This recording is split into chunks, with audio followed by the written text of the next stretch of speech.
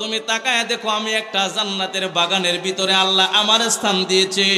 এই জান্নাতের বাগানের ভিতরে আমি সুন্দর করে আমি ঘোরাফেরা করি।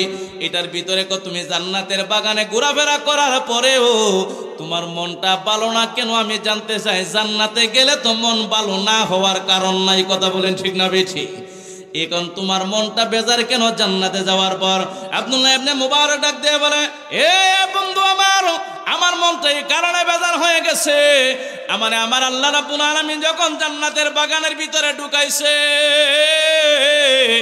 এই বাগানের ভিতরে যখন আমি ঘোরাফেরা করি, করার পরে আমি যখন ঘোরাফেরা করতে করতে যখন আমার বাগানের শেষ প্রান্তে যখন আমি গেলাম, যাই আমি তাকায় দিকে আমার পার্শ্ববর্তী বাগানের মধ্যে এত সুন্দর এত বড় একটা বাগান রয়েছে। আমি ডাক দিয়ে কই মাবুদ, ও আমার আল্লাহ, এই বাগানের মালিককে আমি তোমার কাছে জানতে চাই। আমার আল্লাহ ফেরেশতার মাধ্যমে আব্দুল্লাহ ইবনে মুবারকের জানাইলেন, হে আব্দুল্লাহ ইবনে মুবারক, এই বাগানের মালিক হয়েছে তোমার ঘরের সামনে একটা লোহা পিটাইয়া আগুনের মধ্যে লোহা গরম করে এই লোহার বাইরে বিভিন্ন যন্ত্রপাতি জিনিস বানায়। তার নাম কি? কেউ লোহা দিয়ে কেডা বানায়?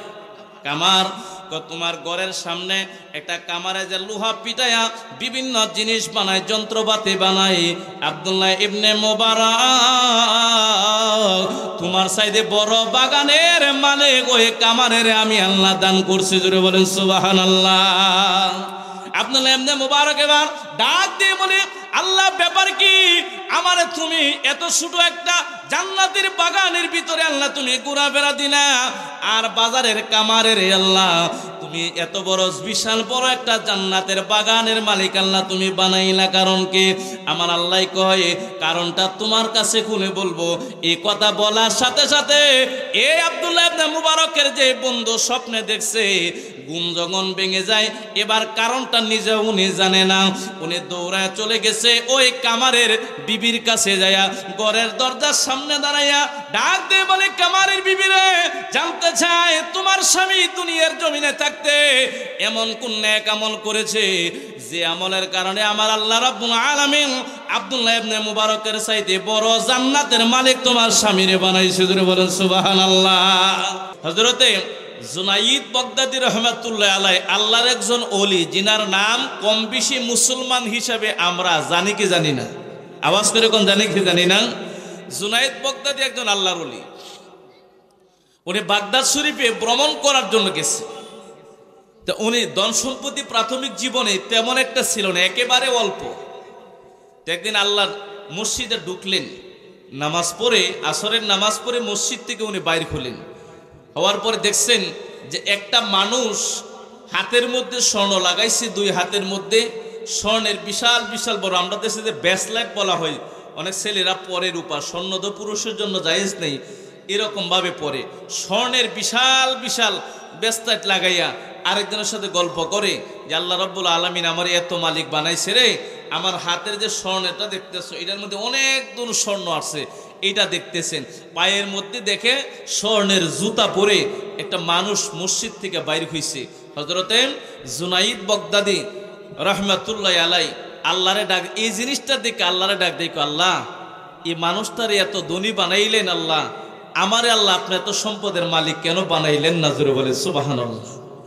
কথাটা বলার পরে জুনাইদ বাগদাদী একটু পরে তাকায় দেখেন একটা মানুষ মসজিদের পাশেই একটা বসে বসে এই মানুষটা ভিক্ষা করে অন্যের কাছে হাত পেতে দিলেন। তাকায় দেখেন একটা লাঠির উপরে এইভাবে ঠেস দিয়ে দাঁড়ায় রয়েছে, কারণ তার একটা পা এই হাঁটু থেকে পুরা পাটাই তার নাই, একটা পা মাটির মধ্যে ঠেস দিয়ে আর একটা পা উপর করে নিয়ে বসে এক হাত মানুষের দিকে তাকায় রাখলেন, ভিক্ষার হাত মানুষের দিকে বাড়াই দিছে। জোরে বলেন সুবহানাল্লাহ।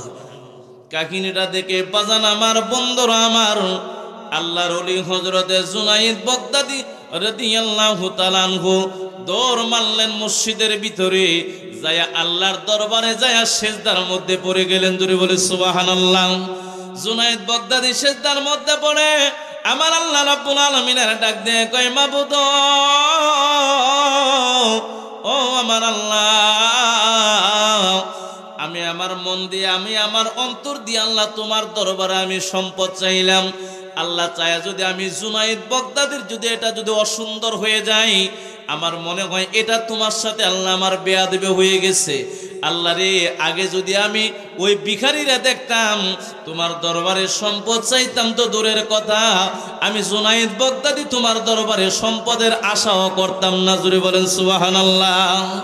জুনায়েদ বাগদাদি ডাক দিয়ে বলে, আল্লাহ আমারে আপনি দুইটা হাত দিয়েছেন ভালো ভালো, দুইটা পা আমার দিয়েছেন ভালো ভালো, এই দুইটা পা দিয়ে আমি হেঁটে হেঁটে মসজিদে একবার আসতে পারি, আবার বাড়িতে যাইতে পারি, আমার যে জায়গায় ইচ্ছে হয় ওই জায়গায় আমি আল্লাহ যাইতে পারি, আমার কোনো বাধা নাই।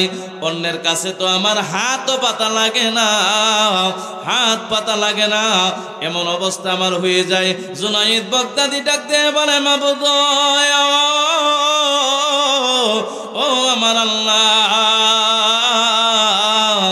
আমি জুনায়েদ মনে মনে ধারণা করলাম, আল্লাহ তুমি তো আমার সম্পদ দিলা না, আল্লাহ এই ধারণা আমার ভুল, এই ধারণা করে আমি আপনি আল্লাহর সাথে এটা আমার বেয়াদবি হয়ে গেছে। আল্লাহ ওই মানুষটার দিকে তাকাইলে আমি জুনায়েদ বাগদাদি ভাবলাম, আমার মতো ধনী মানুষ দুনিয়ার জমিনে তুমি একটাও বানাইছো না। জোরে বলেন সুবহানাল্লাহ। জুনায়েদ বাগদাদি ডাক দিয়া বলে, আল্লাহ এই মানুষটা মানুষের কাছে হাত পেতে দিয়েছে অভাবের তাড়নায়, আল্লাহ আমার তো তুমি মানুষের কাছে হাতও তুমি পাতাইলা না।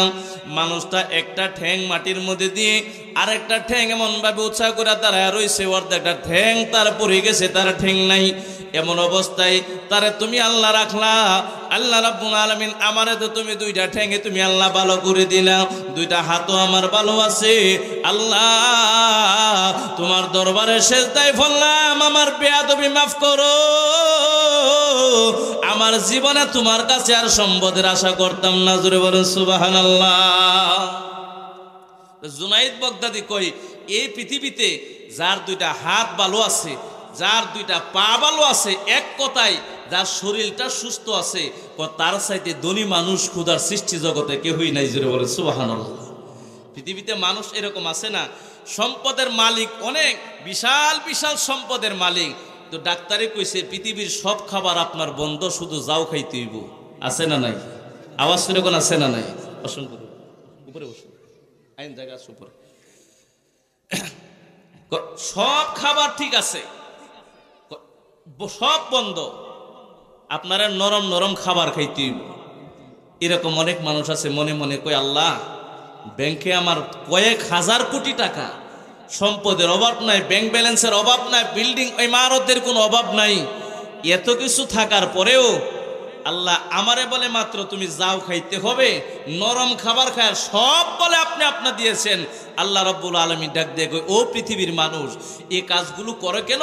আল্লাহ বলেন কেন করে, লিয়াবলুয়াকুম আইয়ুকুম আহসানু আমালা। আল্লাহ রাব্বুল আলামিন বলেন এই কাজগুলো করি মানুষ দেখে, যাতে ভালো ভালো আমল এইগুলা থেকে শিক্ষা নিয়ে মানুষ করতে পারে। জোরে বলেন সুবহানাল্লাহ। মানুষ যাতে শিক্ষা নেয় এই জিনিসগুলো থেকে। আচ্ছা বলেন তো, আমাদের আশেপাশে এত অসংখ্য কাহিনী আমরা দেখতেছি, অনেক মানুষের অত করুণ অবস্থা দেখার পরেও আমাদের নিজেদের অবস্থা পরিবর্তনের জন্য আমরা কি চেষ্টা করি? আওয়াজ কিরকম চেষ্টা করি না কেন? যার ডায়াবেটিস রোগী আছে, ডায়াবেটিস রোগী যারা, বর্তমান যুগে একটা কমন রোগ এবং মারাত্মক একটা রোগের নাম হচ্ছে ডায়াবেটিস।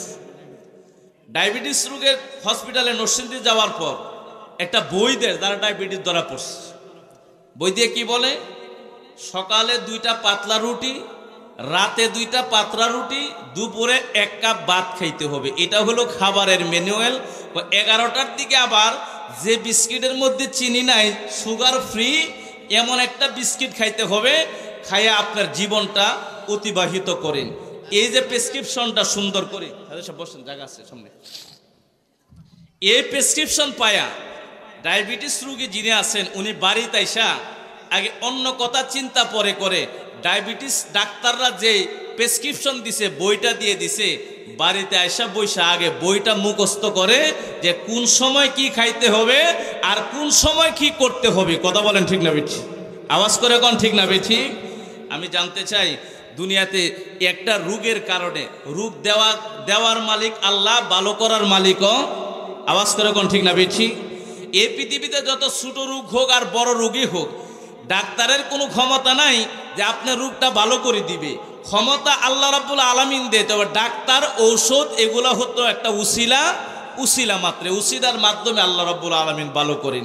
তো আমার কথাটা ছিল সেই জায়গায়, দেখেন ডায়াবেটিসের এই বইটা নিয়ে মানুষটা পড়ে বাড়িতে আইসা সকালে পাতলা 2টা রুটি খাইতে হবে। এটা কয় গ্রাম করে দেওয়া আছে এটা জানি না, এটা সিস্টেম দেওয়া আছে, এইভাবে পাতলা করে এরকম ভাবে খাবে, মুখস্থ করে। 11টার সময় আবার একটা বিস্কুট খাইতে হবে, এটা মুখস্থ করে। দুপুরে আবার 1 কাপ মাইপা ভাত খাইতে হবে, বেশি খাইলে ঝামেলা আছে এরকম। রাতে আবার 2টা রুটি খাইতে হবে, এটা বাড়িতে এসে কি করে মুখস্থ করে, 1 কাপ 2 কাপ যাই হোক এভাবে মুখস্থ করে নেই। এই মানুষটা মুখস্থ করে চিন্তা ভাবনা করে ওয়াক্ত অনুযায়ী, পরের দিন থেকে শুরু হয় মানুষটা শিডিউল মোতাবেক নিজেরে পরিচালনা করার চেষ্টা করে। জানে শিডিউলের বাইরে গেলে ডায়াবেটিস যদি বেড়ে যায়, এই মানুষটার শরীরের শক্তি কমে যাবে, আর স্বাভাবিক চলাফেরা তার সম্ভব নয়।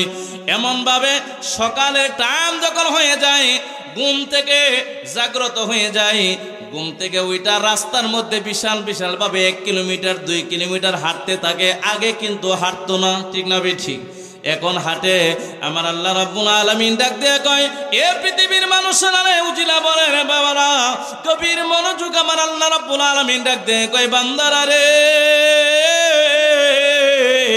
দুনিয়ার ডাক্তারে একটা প্রেসক্রিপশন তোমার লিখে দেয় ডায়াবেটিস রোগের জন্য। এটা পায়া তুমি সুন্দর করে এটা মুখস্থ করো, টাইমে টাইমে তুমি তোমার কাজটা সুন্দর করে সম্পাদন করে নাও।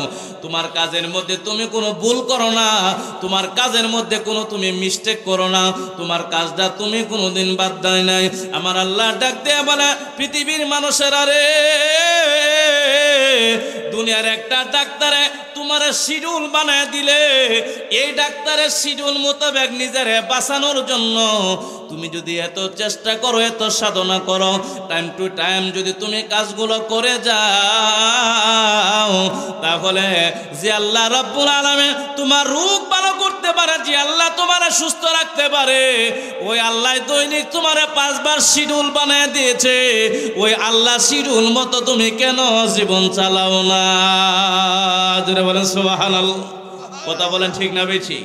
রুগিয়ে দেখেন ডাক্তারের প্রেসক্রিপশন গুলা সবগুলা সুন্দরভাবে ফলো করে, কিন্তু বন্ধুরা বাবাজিরা আমার, আল্লাহ রাব্বুল আলামিন, আল্লাহ নবী রাহমাতুল আলামিনের মাধ্যমে দৈনিক 5 বার যে শিডিউল বানায় দিয়েছে, এই 5 বার শিডিউলের জন্য মুয়াজ্জিন মসজিদের মাইকে আপনাকে আমাকে 5 বার ডাকে।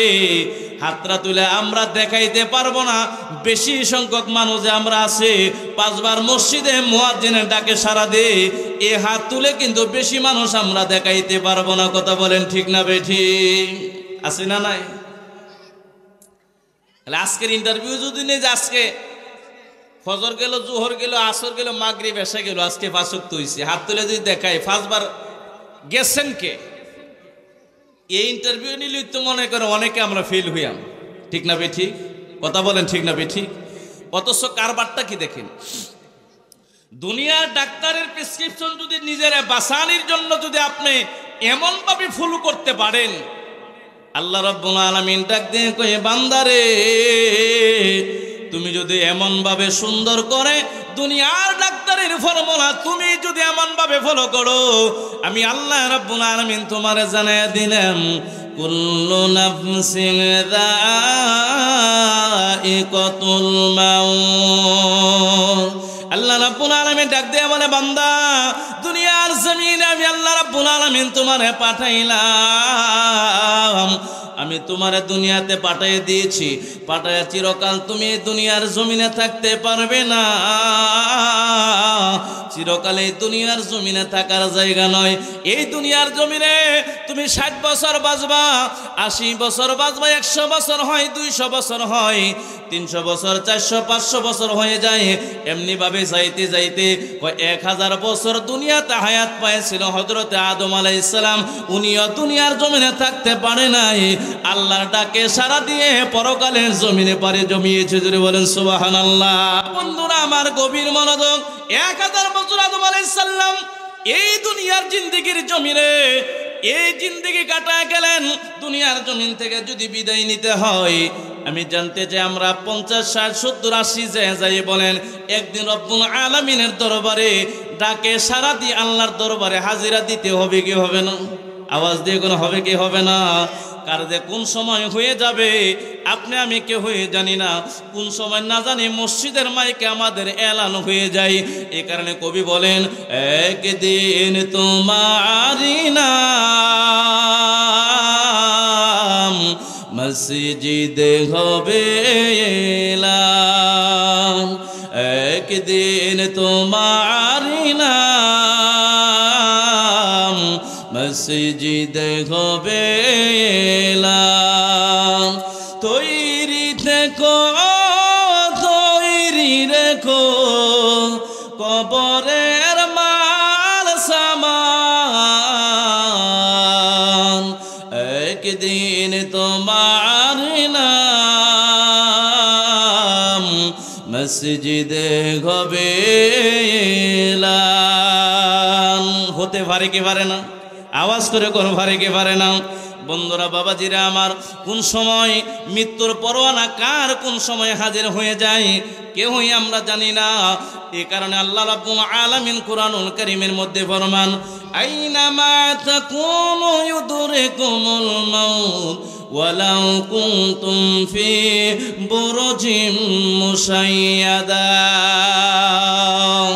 রব্বুল আলামিন ফরমান, এ উজিলাবনের মানুষেরা রে, গভীর মনোযোগ দিয়ে তোমরা শুনো রে, আমি আল্লাহ রাব্বুল আলামিন তোমারে জানায় দেই, এই দুনিয়ার জমিনে আমি আল্লাহ রাব্বুল আলামিন তোমার একেবারে অল্প সময় দিয়ে আমি আল্লাহ তোমারে দুনিয়ার জমিনে পাঠাইলাম। যতদিন সময়, যে সময় দিয়ে তোমারে আমি আল্লাহ দুনিয়াতে পাঠাইলাম, এই সময় দুনিয়াতে অতিবাহিত করার পর, কাটানোর পর নির্দিষ্ট একটা সময় দুনিয়ার জমিনে চলে আসবে। এই সময়টা আসার পরে তুমি যদি একেবারে রাজপ্রাসাদের মধ্যে অবস্থান করো, তুমি যদি অট্টালিকার মধ্যে থাকো, বড় বড় দালান কোঠার মধ্যে যদি তুমি থাকো, তুমি যদি কুড়ে ঘরের মধ্যেও থাকো, আমার আল্লাহ রাব্বুল আলামিন ডাক দিয়া বলেন, রাজপ্রাসাদের মধ্যে থাকতে পারবা, বড় বড় দালান কোঠার মধ্যে তোমরা থাকতে পারবা। আমি আল্লাহ যখন আজরাইল পাঠাইব, ওই সময় একটা মানুষও থাকার সময় হবে না। ওই দালান থেকে তারে রূহ কবজ করে এমন ভাবে দুনিয়ার জমিন থেকে বিদায় করে নিয়ে যাবে, এই মানুষটা ভালোভাবে টেরও পাইব না। আল্লাহু আকবার বলেন। সুতরাং আজরাইল এ সুউচ্চ দালান রাজপ্রাসাদ থেকে, দালান কোঠা থেকে আপনি আমাকে টেনে টেনে শেষরে এই দুনিয়ার জমিন থেকে বিদায় করে নিবে। বন্ধুরা, বাবাজিরা আমার, একটা জবানও বন্ধ থাকবে না। আমি জানতে চাই ওই সময়ের জন্য আমরা রেডি থাকার দরকার আছে না নাই? আওয়াজ করে কোন আছে না নাই? আপনি রেডি থাকেন না থাকেন, আজরাইল আসতে কিন্তু জীবনে ভুল করবে না। কথা বলেন ঠিক না ঠিক? এখানে আসে সুন্দর করে বলে, মরণে কথা মানুষ শরণ কর না,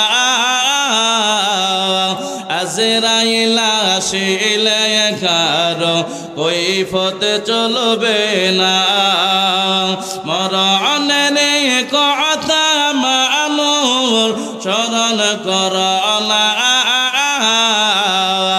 আজরাইল আসিলে কারো কৈফত চলবে না, আজরাইল আসিলে কারো কৈফত চলবে। মরণের কথা মানুষ শরণ কর না, আজরাইল আসিলে কারো কৈফত চলবে। মোহব্বত সবাই পড়েন, আল্লাহুম্মা সাল্লি দেনা মাওলানা মুহাম্মদ ওয়া আলা সাইয়্যিদিনা। হাজি সাহেব না, আমরা সভাপতি না, আমরা তো এটা যাবো না। আল্লাহুম্মা সাল্লি আলা সাইয়্যিদিনা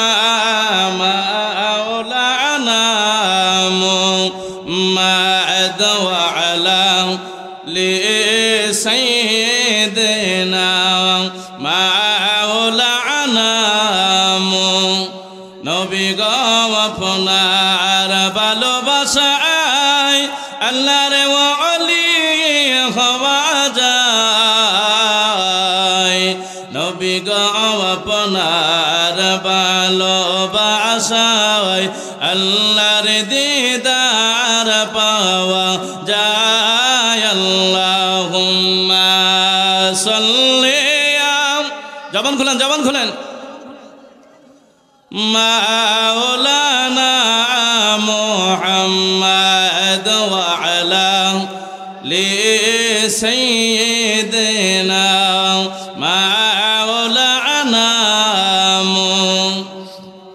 বাবাজিরা আমার তাহলে যে মাওলা ডাক দিলে পৃথিবীর জমিনে থাকার কোনো সুযোগ আসেনি আওয়াজ করে আসেনি কোনো সুযোগ নাই কিন্তু সে আল্লাহ আজ হোক কাল হোক 2 দিন আগে 2 দিন পরে যে কোনো সময় আপনি আমাকে ডাক দিবেন আজরাইল আলাইহিস সালাতু ওয়াস সালামের কাছে এমন নথি রব্বুল আলামিন দিলেন আপনার আমার ভুল হতে পারে সময় ভুলে যাইতে পারে আজরাইল বলবে না যখন যে সময় দরকার যেই টাইমে যেই জায়গায় ওই জায়গায় নির্দিষ্ট সময়ে আজরাইল আলাইহিস সালাতু ওয়াস সালাম উপস্থিত হবে আজরাইলের কোনো ভুল নাই জুড়ে বলে সুবহানাল্লাহ সুতরাং এটা যদি নিশ্চিত হয় আজকের জান্নাতের বাগান আমাদের উজিলাব উত্তরপাড়া জামে মসজিদ এবং যুবকদের উদ্যোগে আজকের জান্নাতের বাগানের এই আয়োজন আজকে তারা করেছে আমাদের উচিত আজকে সব কিছু ফেলে দিয়ে সব কিছুকে উপেক্ষা করে এই জান্নাতের বাগানে আজকে সময় দেওয়া আজকের জান্নাতের বাগানের উসিলায়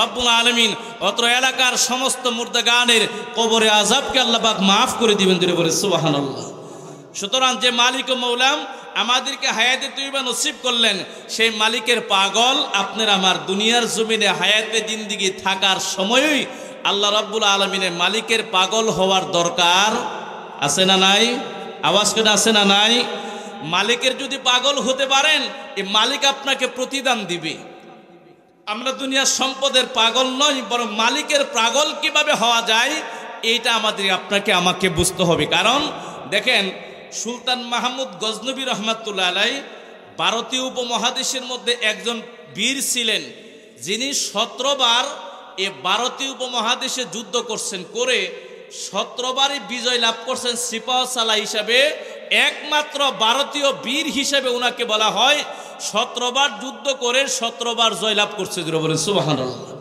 সুলতান মাহমুদ গজনবী রহমাতুল্লাহ যখন উনি বাদশা একদিন উনি মনে মনে চিন্তা করলেন আমি যে টোটাল এলাকার মালিক যে আমি হইলাম আল্লাহ যে রাজত্ব আমারে দান করছে আমারে মালিক বানাইছে আমিও যে মালিক হইলাম আমার যে প্রজা আছে এরা আমারে কতটুকু ভালোবাসে আজকে একটু ভালোবাসাটা পরীক্ষা করিনি আসলে কি তারা আমারে ভালোবাসে না আমার রাজত্বরে ভালোবাসে না আমার ধন সম্পত্তি ভালোবাসে আজকে একটু পরীক্ষা করিনি এরপরে বলেন আরেকটা পরীক্ষা করি এই আমার রাজত্বের ভিতরে কেটা আমার আসল প্রেমিক আর কে আমার নকল প্রেমিক কে আমার সত্যিকার ভালোবাসে কে আমার মিথ্যাভাবে ভালোবাসে এটা একটু পরীক্ষা করে নি পরীক্ষা করে দিয়ে উনি একটা ডুল পিটাইলেন এখনকার তো মাইকিং সিস্টেম আগে তো মাইকিং সিস্টেম নেই ডুল দিয়ে রাজা বাদশারা এলান করে দিত এলাকায় বলছেন যে আগামীকাল সন্ধ্যার সময় সুলতান মাহমুদ গজনবী রাজা আপনাদেরকে তার রাজদরবারে আহ্বান করেছে উনি আপনাদেরকে স্বর্ণ রূপা দিয়ে ভরপুর করে দিবে যে যত পারেন রাজার ভান্ডার থেকে সব নিয়ে যাইবেন কোনো বাধা নাই যত পারেন সুলতান মাহমুদ গজনবী রহমাতুল্লাহ আলাই পরীক্ষা করার জন্য তার রাজ ভান্ডারের মতো যত স্বর্ণ রূপা হীরা মণিমুক্তা টাকা পয়সা যা আছে সব কিছু তার রাজদরবারে বিশাল বড় কামরার মধ্যে টোটাল ঘরের মধ্যে ছড়াইয়া দিছে হাজার হাজার মানুষ আসছে আসার পর ডাক দিয়ে কয় আজকে আমার রাজ ভান্ডার সবার জন্য আমি এটা উন্মুক্ত করে দিলাম যে যত পারেন আজকে নিন আমার কোনো বাধা নাই যে যত পারেন নিতে থাকেন এই কথা বলার পরে সুলতান মাহমুদ গজনবী তাকায়া দেখেন পাবলিক না এই ভান্ডার পাইয়া যে যত পারে গিয়ে মাল সম্পদ ধন সম্পদ স্বর্ণর উপরে এমনভাবে গিয়ে জালাস করে পড়েছেন সুলতান মাহমুদ গজনবী ডাক দিয়ে বলে আল্লাহ তোমারে পাওয়ার জন্য যদি মানুষগুলা এইভাবে জাপায় পড়তো এই মানুষ জান্নাতের সার্টিফিকেট নিয়ে দুনিয়া থেকে বিদায় হইতো জুড়ে বলে সুবহানাল্লাহ কথা বলেন ঠিক না বেঠি? অথচ আল্লাহর জন্য কি মানুষ এভাবে জাপায় যাইব? এই সুযোগ আছে না। সুলতান মাহমুদ গজনবী রহমাতুল্লাহ আলাইহি সকলের এই অবস্থা দেখে ডাক দেয়া কয়, মাবুদ ও আমার আল্লাহ,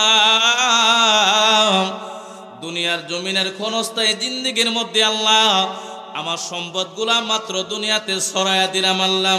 তোমার নবী বলেছেন, লা আইসা ইল্লা আইসাল আখিরা, আখিরাতের সুখের তুলনায় দুনিয়ার সুখ কোনো সুখ নয়, আখিরাতের শান্তির তুলনায় দুনিয়ার শান্তি কোনো শান্তি নয়, আখিরাতের সম্পদের তুলনায় দুনিয়ার সম্পদ কোনো সম্পদ নয়। এবার সুলতান মাহমুদ গজনবী ডাক দিয়ে কই, মাবুদ এই মানুষগুলা আমার দুনিয়ার রাজত্বের সম্পদ পাওয়ার জন্য এই প্রতিযোগিতার মধ্যে লেগে গেছে আল্লাহ, এরা যদি তোমারে পাওয়ার জন্য যদি এমন প্রতিযোগিতা লেগে যাইতো, এই মানুষগুলা দুনিয়ার জমিন থেকে জান্নাত পায়া তারপরে বিদায় হয়ে যেত। জোরে বলেন সুবহানাল্লাহ।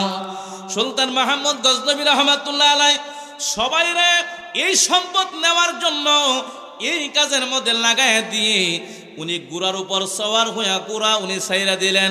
আল্লাহ, দুনিয়ার মানুষ সম্পদের পাগল, তুমি মাবুদের পাগল নয়, এই কারণে এই সম্পদের মায়া আমি ছেড়ে দিলাম। আল্লাহ রাব্বুল আলামিন এই রাজত্ব আজকে আমি ছেড়ে দিলাম, রাজত্ব ছাইরা আমি চলে গেলাম, এলাকা আমি ছেড়ে দিলাম। গুড়ার উপর সওয়ার হইয়া যখন উনি দৌড় দিয়ে যাচ্ছেন, উনার পিছনে পিছনে উনার একজন খাদেম নাম হলো হযরতে আয়াজ রাহমাতুল্লাহ আলাইহি, উনি আরেকটা গুড়া নিয়ে পিছনে পিছনে সুন্দর করে ছুটে গেছে। যায় একেবারে অনেক দূর যায় সুলতান মাহমুদ গজনবীরে যায় আটকাইলেন। সুলতান মাহমুদ গজনবী ডাক দিয়ে বলে, আয়াজ রে, সব ধন সম্পত্তি আমার কাছে আর নাই, যত ধন সম্পদের চাবির ভান্ডার কে আছে সব কিছু আমি মানুষের মধ্যে বিলাইয়া দিলাম, আমার কাছে তো আর কোনো কিছুই নাই, তুই কেন আমার কাছে আমার পিছনে পিছনে আসলে আমার ধন সম্পত্তি নেওয়ার জন্য? উনি ডাক দিয়ে বলে, হুজুর ও সুলতান মাহমুদ গজনবী, আমি আপনার পিছনে বেজে আপনার সম্পদ নেওয়ার জন্য আমি আসি নাই। আমি তাকায় দেখেছি মানুষ আপনার ঘরের ভিতরে কেউ স্বর্ণ নিয়ে যাচ্ছে, কেউ রূপা নিয়ে যাচ্ছে, কেউ মনে নিয়ে যাচ্ছে, মালিক নিয়ে যাচ্ছে, ধন সম্পদে টাকা পয়সা কুড়ায়া বাড়িতে নিয়ে যাচ্ছে। আমি তো আপনার টাকার পাগল নয়, টাকার পাগল হলে আপনার পিছনে পিছনে আমি আসতাম না, আমি আপনার টাকা নিতে আমি রাজি নয়। উনি ডাক দিয়ে বলে, তাহলে কেন তুমি আমার পিছনে পিছনে আসলা? উনি ডাক দিয়ে বলে, হুজুর আমি আসলাম যে সম্পত্তি আপনি আপনার ঘরের মধ্যে দিয়েছেন, আপনি হইল সম্পদের মালিক সুলতান মাহমুদ গজনবী। আমি সুলতান মাহমুদ গজনবীর মালের আমার দরকার নাই, এই মালের মালিকের পাগল, এই কারণে আমি আপনি হচ্ছে মালের মালিক, আমি আপনার মালিকের পাগল হয়ে আপনার পিছনে আসলাম। ধরে বলেন সুবহানাল্লাহ। সুলতান মাহমুদ গজনবী এবার ডাক দে, আমার আয়াজ রে, আমার পিছনে পিছনে তুই এমন ভাবে আসলি? সুলতান মাহমুদ গজনবী ডাক দেয়া বলে, আমার একজন প্রেমিক আমি মাত্র পাইলাম, আমার একজন আশেক আমি মাত্র পাইলাম। তুই আমার সম্পদের পাগল নয়, তুই আমার টাকার পাগল নয়, স্বর্ণের পাগল নয়, রূপার পাগল তুই নয়, তুই যেহেতু আমার পাগল, যা আমি রাজত্বের আজকে ছেড়ে দিলাম, আমার রাজত্বের মালিক তোরে বানায় দিয়ে গেলাম, আর আমি আল্লাহ পাওয়ার জন্য আমার বাড়ি থেকে বাহিরে হয়ে গেলাম। আল্লাহু আকবার বলেন। তো সব কিছু ছেড়ে দিলাম, তোরে রাজত্বের মালিক আমি বানায় দিলাম, সম্পদের পাগল যদি তোমাকে এত মোহ করে নেই, আমি তো রাজত্বের মালিক বানায় দিয়ে আমি চলে গেলাম।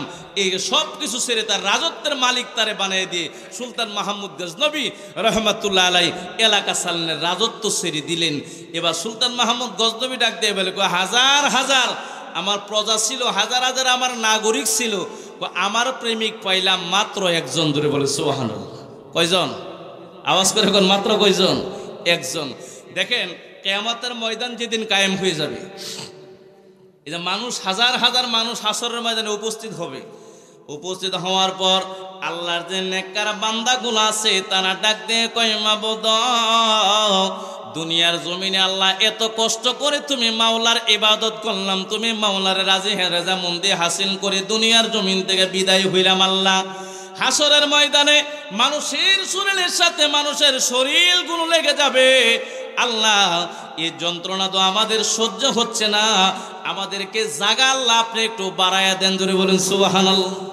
জায়গা বাড়ায় দেওয়ার আবদার করার পরে আমার আল্লাহ রাব্বুল আলামিন ডাক দেখো, এখন শুরু করেন বিচারের কাজ, এখন বাছাই করা শুরু হয়ে যাবে।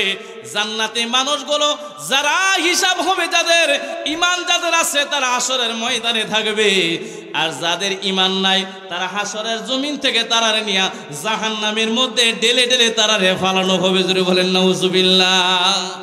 এখন যে তারারে ফালাইব, কোন দলিলের ভিত্তিতে কেমন ভাবে তারারে ফালাইব, আল্লাহ রাব্বুল আলামিন ডাক দিয়ে কয়, সর্বপ্রথম এ ছাঁটাই করা হবে পৃথিবীর প্রথম নবী হযরত আদম আলাইহিস সালামের উম্মতের।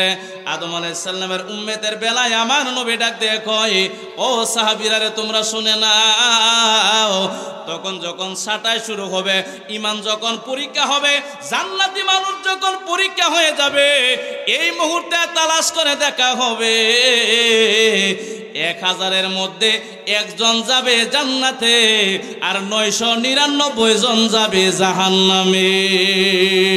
আল্লাহু আকবার বলেন। 1000-এ কত? কেউ 1000-এ কত? 1000-এ কত? 1000-এ একজন যাবে জান্নাতে, আর 999 জাহান্নামে।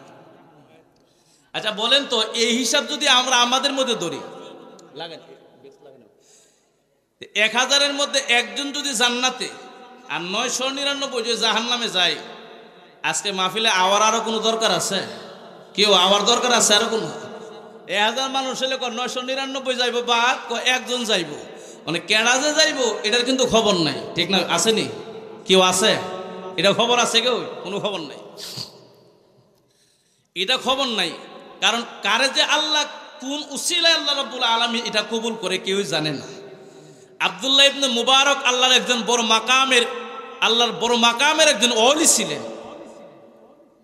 আব্দুল্লাহ ইবনে মুবারক রাহমাতুল্লাহ আলাইহি, উনি দুনিয়ার জমিন থেকে পর্দা করার 3 দিন পরে তার এক বন্ধু রাতের বেলা স্বপ্নে দেখতেছে আব্দুল্লাহ ইবনে মুবারকের সাথে তার স্বপ্নে সাক্ষাৎ হয়েছে, জোরে বলে সুবহানাল্লাহ। ডাক দিয়ে কয়, বন্ধু তোমার মনটা দি বেশি ভালো না, কেন তোমার কি আরাম হইতেছে না? এবার আব্দুল্লাহ ইবনে মুবারক রাহমাতুল্লাহ আলাইহি ডাক দিয়ে কয়, ভাই আমার মনটা ভালো, কিন্তু কিছু সময়ের জন্য আমি একটু টেনশনে আছি, পেরেশানে আছি। এবার ডাক দিয়ে বলে, বন্ধুরা আমার কি খবর, কোন কারণে তোমার মনটা একটু এমন ভাবে মলিন হয়ে গেছে, তুমি টেনশন করো? তুমি তাকায় দেখো, আমি একটা জান্নাতের বাগানের ভিতরে আল্লাহ আমার স্থান দিয়েছে, এই জান্নাতের বাগানের ভিতরে আমি সুন্দর করে আমি ঘোরাফেরা করি। এটার ভিতরে তুমি জান্নাতের বাগানে ঘোরাফেরা করার পরেও তোমার মনটা ভালো না কেন আমি জানতে চাই। জান্নাতে গেলে তো মন ভালো না হওয়ার কারণ নাই, কথা বলেন ঠিক না বেঠি? এখন তোমার মনটা বেজার কেন জান্নাতে যাওয়ার পর? আব্দুল্লাহ ইবনে মুবারক ডাক দিয়ে বলে, এ বন্ধু আমার মনটা এই কারণে বেজার হয়ে গেছে, আমার আল্লাহ রাব্বুল আলামিন যখন জান্নাতের বাগানের ভিতরে ঢুকাইছে,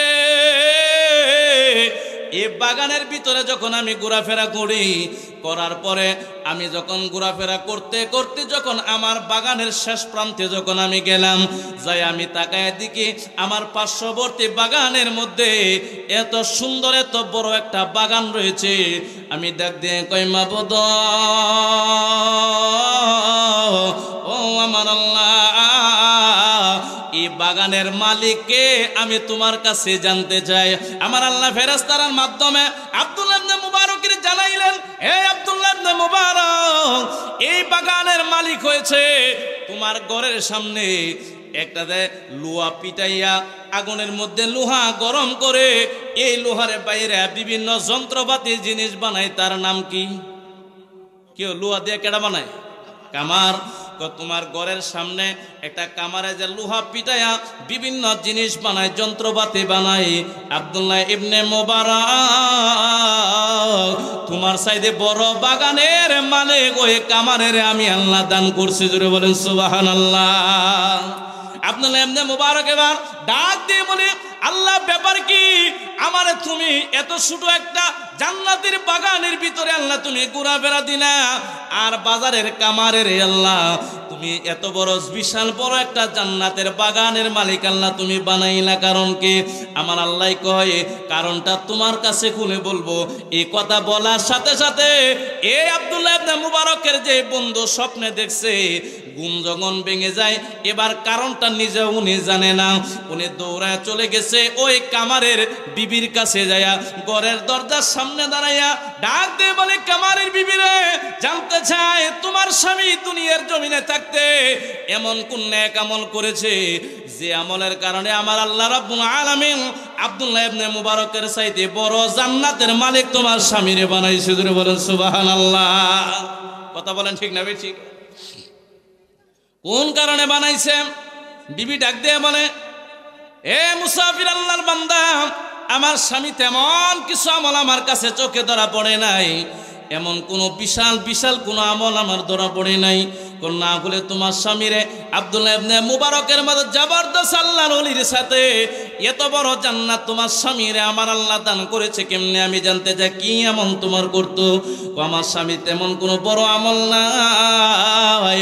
আব্দুল্লাহ ইবনে মুবারক গভীর রজনীর মধ্যে তাহাজ্জুদের নামাজ পড়ার জন্য যখন ওনার ঘরের ছাদের উপরে উঠতো, আমার স্বামী তো সুন্দর করে এই গভীর রজনীর মধ্যে গরমের দিনে রাতের বেলা লোহা এমনভাবে পিটাইতো, দিনের বেলা প্রচন্ড গরম, রাতের বেলা লোহা পিটাইতো। উনি যখন তাহাজ্জুদের নামাজে দাঁড়ায় যাইতো, আমি কান পেতে শুনতাম আমার স্বামী বলতো, মাবুদ ও আমার আল্লাহ, আব্দুল্লাহ ইবনে মুবারকের মতো যদি আমার আল্লাহ বড় আলেম বানাইতা, আমি তো মাসালা ভালো জানতে পারতাম, কোরআন ভালো পড়তে পারতাম, হাদিস পড়তে পারতাম। রব্বুল আলামিন আব্দুল্লাহ ইবনে মুবারকের মতো আলেম যদি আমারে তুমি বানাইতা, আর আব্দুল্লাহ ইবনে মুবারকের মতো আমারে যদি তুমি ধনী বানাইতা, আমার সম্পদের কোনো লোভ আমার থাকতো না, সম্পদের কোনো টেনশন থাকতো না। সম্পদের যদি টেনশন আমার না থাকতো, আমি 24টা ঘন্টা তুমি মাওলার ইবাদত করতে পারতাম। আল্লাহু আকবার বলেন। হৃদয়ের জানালাটা খুলে দাও না, প্রভুর প্রেমে মন সারা দাও। হৃদয়ের জানালাটা খুলে দাও না, প্রভুর প্রেমে মন সারা, প্রভুর প্রেমে মন সারা দাও না।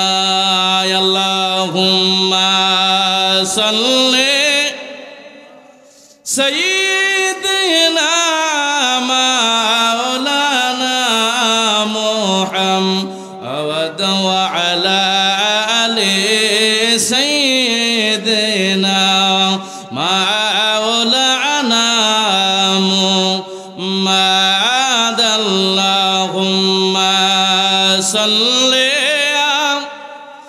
সাইয়্যিদিনা মাওলানা মুহাম্মাদ ওয়া আলা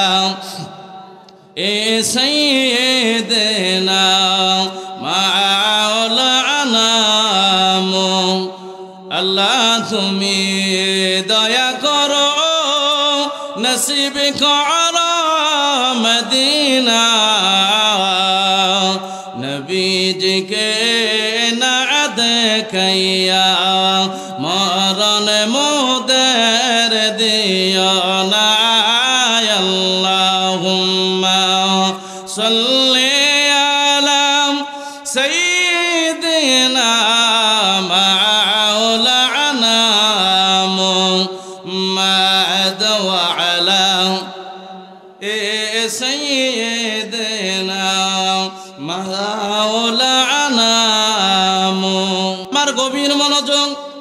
এবার বিবি ডাক দিয়ে বলেন, আমার স্বামী দুনিয়ার জমিনে থাকাকালে মনে মনে ধারণাগুলো করতো, আল্লাহ আমারে যে তুমি সম্পদের মালিক বানাইতে, সম্পদের কোনো টেনশন আমার ছিল না। আমি 24টা ঘন্টা তুমি রব্বুল আলামিনের ইবাদত করতাম। এখন তো আমার সম্পদ আল্লাহ বেশি মালিক বানাও নাই, এই সম্পদ আমার পরিবার চালাইতে হয়, কারণে বেশি সম্পদ উপার্জন আমি করতে পারি নাই। সম্পদের মুখে তোমার ইবাদত আমি আল্লাহ বেশি পারি নাই।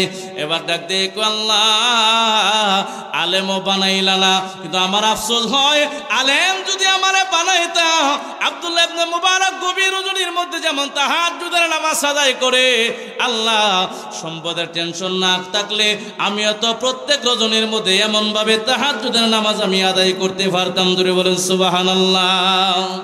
রব্বুল আলামিন এবার ডাক দেয়া কয়, এ কামার, আমি আল্লাহ রাব্বুল আলামিন তোর অন্তরের অনুসূচনাগুলো আমি আল্লাহ কবুল করে নিলাম। এখন তুই ইবাদতের লাইগা যা, আমি আল্লাহ রাব্বুল আলামিন তোর অনুসূচনা কবুল করে এই আব্দুল্লাহ ইবনে মুবারক যে জান্নাতের মধ্যে থাকবে, এর পার্শ্ববর্তী জান্নাতে আমি আল্লাহ তোর জন্য জায়গা নির্ধারণ করে দিলাম। ধরে বলেন সুবহানাল্লাহ। বন্ধুরা, বাবাজিরা আমার, বাজারের কামারের যদি আমার আল্লাহ রাব্বুল আলামিন যদি এই অনুসূচনার কারণে যদি আল্লাহ জান্নাতের মেহমান আল্লাহ যদি বানাইতে পারে, আল্লাহ রাব্বুল আলামিন চাইলে আপনি আমারে বানাইতে পারে কি পারে না? আওয়াজ করে কোন পারে কি পারে না? এই ক্ষমতার আল্লাহর আছে না নাই?